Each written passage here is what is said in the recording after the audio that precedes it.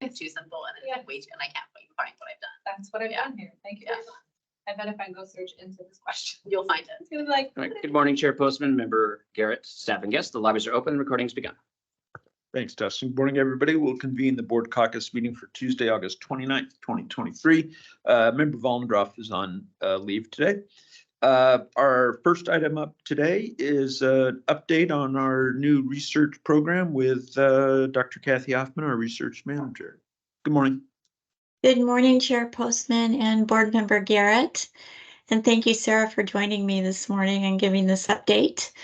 Our last update to you was on August 8th, and that was a week before Sarah and Steve officially joined the agency. So have quite a bit to provide to you today, and I will try to keep it within the 10-minute time range that we've got here. And also invite Sarah to add content if I forget to add that along the way. So thanks for that, Sarah. So since we last provided an update and Sarah and Steve have joined, there's been multiple meet and greets across the agency. So Sarah, Steve, and I have met with directors, with board members. We've had some meet and greets with other agency folks, primarily the Washington State Department of Agriculture, and begin the conversations on the shared work that we have around laboratory testing. And to the extent that a laboratory survey will go out, I think probably by the end of this week, that's going to help us and Department of Agriculture meet some shared goals in defining proficiency testing. And then I think that's also going to help us with understanding how we approach detectable levels in the work that we're doing at LCB as well. And that can inform other agencies. So we're really glad that we're able to start that collaboration early, and it will be happening frequently. Have regular meetings set up with Tricia Ehrlich so we can start doing knowledge exchange there as well. So that's one, I would say, win for us in the last month that we're really happy about. Sarah, you were in on that meeting yesterday. Anything you want to share? I don't think so. Okay. It seems like the surveys are gonna be sent out pretty soon. So Yeah, so we're really happy about that. We've also begun really taking a hard look at our decision-making tools. And we've started collecting different sorts of decision-making tools, looking at the prioritization tool that we had for the rules program here at LCB, and seeing if we can customize that in terms of prioritization for research projects. Also looking at what other agencies might use. And then we've also got some models that the CDC uses for prioritization that had previously been woven into our policy decision-making tools. But I think we might be able to extract some of that knowledge and put it into our decision-making tools for decision-making and prioritization tools for research. Another really significant thing we've started doing is selecting and designing our research products, because we're going to have a collection of products that we'll be offering, right? Both the public in academic environments and to the agency itself and the internal work that we do for the agency. So what we're looking at, and I'll just provide you briefly with a list, are like brochures or flyers. That might be something that's a one-pager that we put on our external webpage. We're also looking at producing a document that's like research findings. So that's reviewing other research, writing that up again in a one-pager that can inform a variety of decision makers, as well as the public, licensees, and many others. We're also thinking about putting together a document that's a research brief or a technical brief. So that would be something that's to a specific topic that one of the board members might be interested in knowing more about, a request we get from a legislator or from a licensee or someone from the public. And then, of course, there will be journal articles that we'll be producing.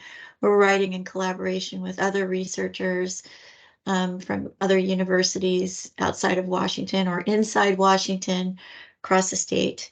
Also from folks in Canberra, we know that there are multiple articles, journal articles that have been submitted by Canberra members working together. We're also looking at statistical documents, and that's where we're just taking a data set and putting together statistics, again, that can be published on our website, provided externally, also used internally. And then another product type is what is termed as a slideshow. So it's almost like a visual document that talks about a particular situation that we've explored or researched. That's a combination of visual, statistical, and other information. And the one example I would provide is one that Ellen and I recently put out called Retail Worker Facility Narrative. And it's the cannabis store worker, excuse me, incident that happened last year. And so they did a really nice write-up. Almost, yeah, it is like a slideshow where you can see what happened, the steps that were taken by various agencies to help with the situation and what's happened afterwards. So within all of these products are requirement standards that we want to create for each product. And that's going to make a difference in terms of the sorts of resources we use.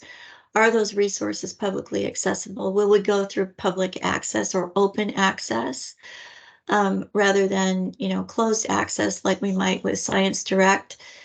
In that instance, we might be, if we are using closed access resources, that would be applied to a journal article that we'll be writing. So that won't be necessarily a public audience. That will be for a journal, academic or professional journal that we'll be writing to when we're collaborating with others and other researchers. But for each of these product types, we are looking at our audience, establishing citation requirements for each of these documents as well, if there is a citation requirement. I think that's it for that. We're open to more types of products, and I'm sure that we'll be refining these as we move, through the process of creating them and testing them. I also wanted to offer that alongside just written products, we're also thinking about providing weekly spotlights internally and possibly externally. This would be on our outward-facing webpage. We'd also like to begin lunch and learn sessions where every month we'd have a research topic where we could, and I think it's something that we could do publicly, invite the public, and Sarah, Steve, and I can present either together or separately on topics that we're aware folks are interested in knowing about. So I'll stop there before I provide anything else and ask if there are any questions. It's a lot. We've been busy. Yeah. Don't see any questions at this point. I was glad that both of you were able to attend at least part of the meeting yesterday with some public health folks. That's just a real important part, I think, of where you will be able to do some good work. And so just a note.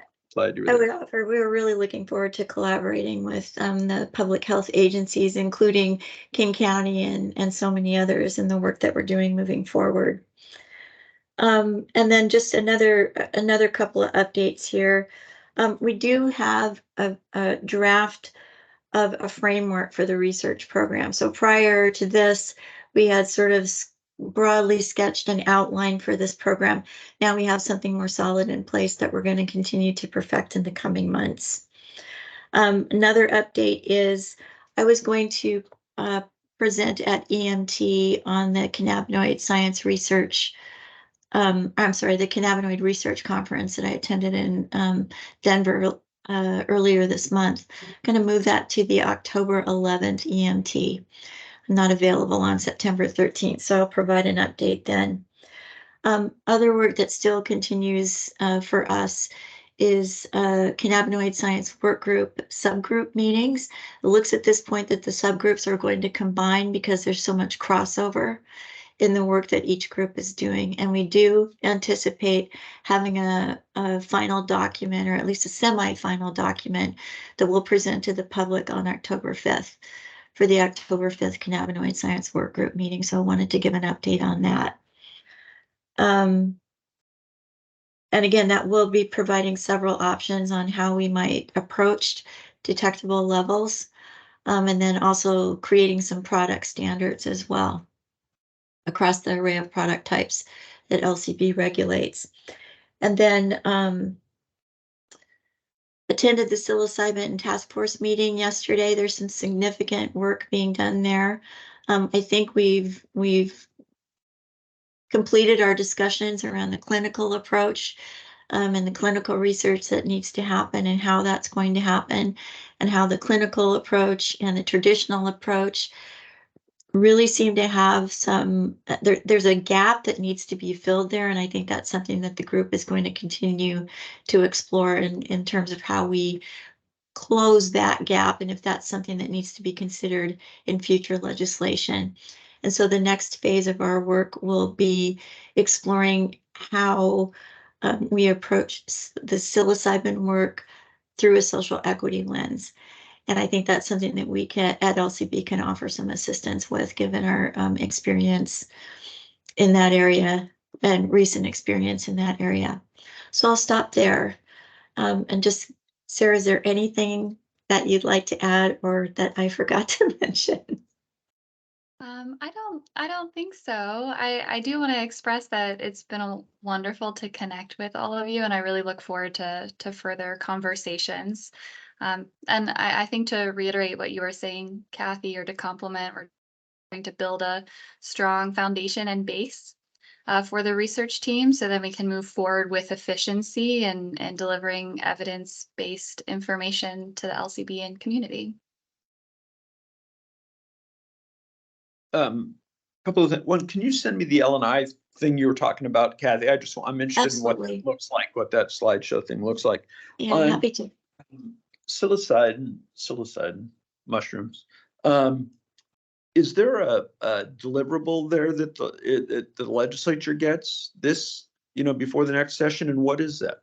What are they looking? I believe there's a collection of reports, and I will send you a link to the materials to all of that work. Healthcare Authority has been doing a great job of memorializing all the work that's been done so far. And that work started back in 2022. Right. So yeah, happy to send that to you. But yes, there is a report that's supposed to be delivered by this group. Because originally, or at least at one point, we got tasked with the sort of traceability part of this. Is that still part of that conversation, and are they looking for us to? I really think we are there in we're in a consultative position there. Yeah. I know that there's discussions with the Oregon equivalent, the Oregon psilocybin program. And I spoke with their director last week about, their progress and how things are going for them. And I think that there is a lot of interest in the Oregon model, and I think that's appropriate. But I just don't see that at this point. I would offer, I think there's interest in knowing how LCB has done traceability, but I don't know that the group is interested in following the LCB model. Yeah. Okay. That makes sense. Yeah. We're not interested in that model anymore either. So, and then talk to me just a little bit about the social equity piece. Are they talking about providers, social equity, and those that are? They are, and I think they're looking at it from cultural equity as well, because there's a tradition of psilocybin administration, if you will, that isn't rooted in traditional medicine. And when I think I think this group is looking at social equity beyond just licensing and delivery of the experience, and they're looking at more the making sure that their traditions are honored in the delivery of those services as well. So taking a broader look at social equity than just the regulatory perspective. Interesting. Okay. Thank you. Mhm. Okay. So that's it for us. Appreciate it. Thank you both for the update. Thank you.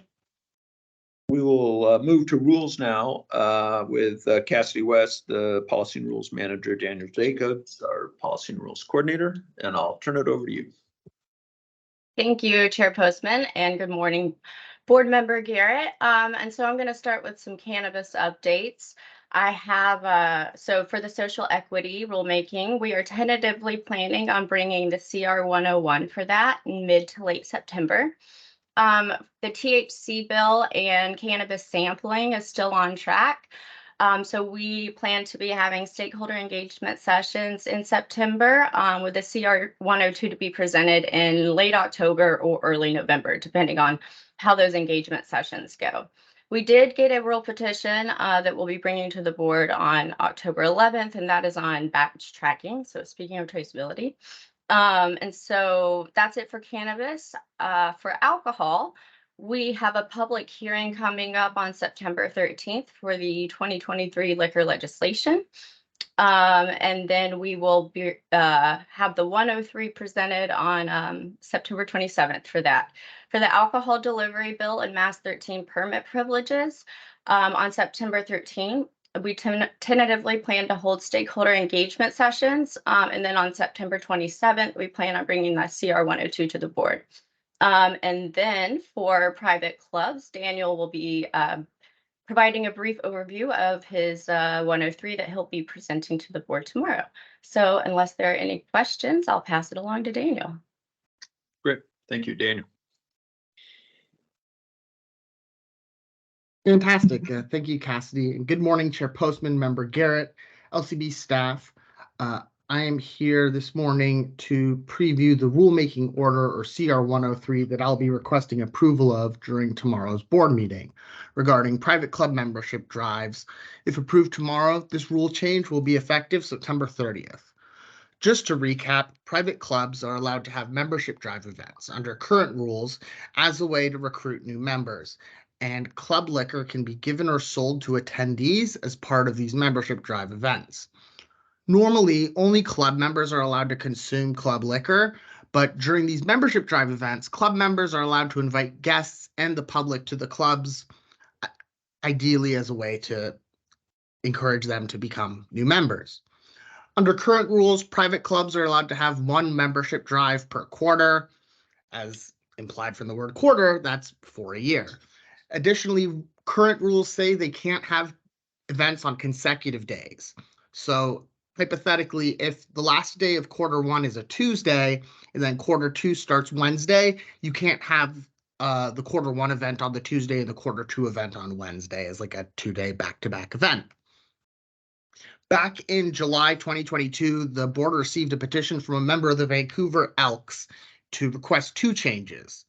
The first change was to double the number of events, and specifically to expand the number of events allowed, membership events, from 1 a quarter to 2 a quarter, so 8 total, and then specifically to allow consecutive days of membership drive.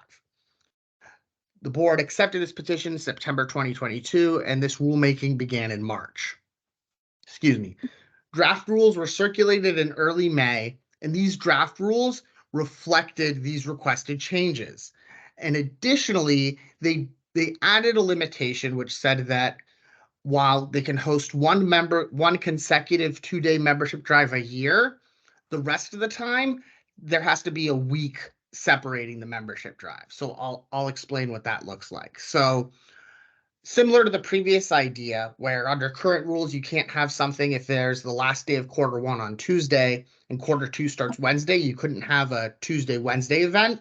Under these new rules, you couldn't have something where same situation, quarter one ends on Tuesday, quarter two starts on Wednesday. You can't have a quarter one event on the Monday and a quarter two event on the Friday. There has to be a week separating the events. This, of course, is, carving out the exception for the 1 2-day event a year. I know that's a little confusing, so I'll be happy to answer any questions in a minute. We received almost universally supportive comments on these rules, predominantly from private club members who said that these rules would help in expanding their club membership. The CR 102 was filed on July 5th, and the public hearing was held during the prior board meeting on August 16th. We received very little comments on the rules. I can go over them today, but I plan on talking about them more tomorrow. Otherwise, this has been a pretty straightforward rule project, and I'm happy to answer any questions you might have. I think I'm good now. And that was the best explanation of the consecutive thing. So thank you. So, yeah. Okay, great. I don't see any other questions. Thank you. We'll see you tomorrow. All right, thanks so much. Okay. Brings us to our last agenda item, which is board member or executive assistant reports. Anything, Dustin? No, thank you, Chair. Member Gear? Nothing. Okay, nothing from me either. Then we will just say farewell. See you tomorrow morning at 10 for the board meeting. We are adjourned.